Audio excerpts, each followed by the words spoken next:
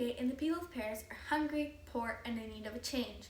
In just 3 days, the king will have fled to England for fear of his own safety. The cause? French nationalism. Hi everyone, welcome back to my channel.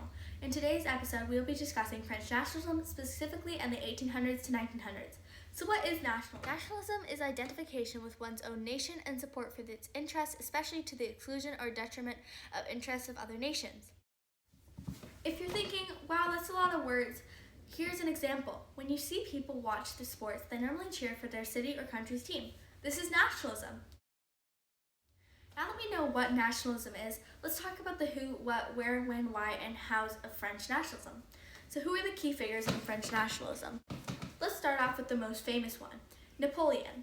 When citizens had gained pride for being part of France, people had started volunteering to join the army and people wanted to fight for France. Napoleon used this to create a strong and determined army that then went and spread French nationalism in France's borders. François Guizot was the hated prime minister in France during 1848. François Guizot supported the idea that only people who had paid a tax over 200 francs could vote. Basically, only the richest could vote. A lot of people were mad at him for this, and he simply responded with, "Get rich." Louis Philippe, also known as the Citizen King, was a more neutral king than the last, but when people were angry at Guizot, they decided to take action and rise up and take control of the capital, leaving Louis Philippe with no choice but to abdicate the throne and flee to England for fear of his life. So now you know who's involved, but what about the key events and what triggered such uprisings? The key events that triggered French nationalism was the situation France was in 1848. Like I said in the beginning, there was a food shortage which caused the food and prices to go up. This forced peasants to move to cities such as Paris. Unfortunately, most of the jobs were low wage, so the poverty and hunger were on the rise. During the 1848 winter, there is a bad economic downthrow causing many already struggling peasants to lose their jobs. When Louis Philippe bans the banquet, he triggers the first riot that leads to many more in the name of reform and French nationalism. Who, what, and now where did French nationalism take place? Well, France obviously, but more specifically Paris. Paris is where it all began, or the first riot in response to Guizot telling everyone to get rich.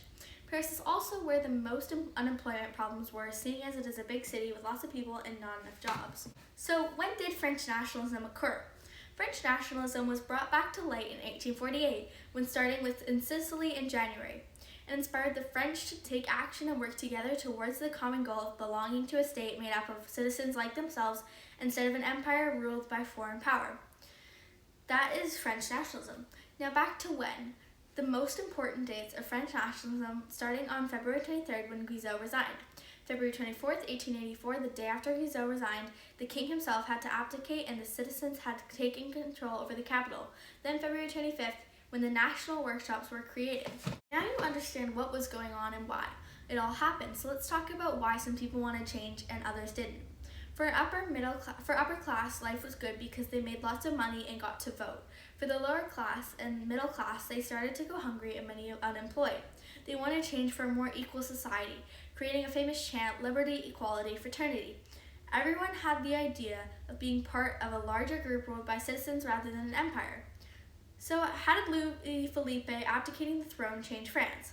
On February 25th, just 2 days after the success, a French socialist named Louis Blanc persuaded the provisional government to set up national workshops. This was a program put in place to help reduce unemployment.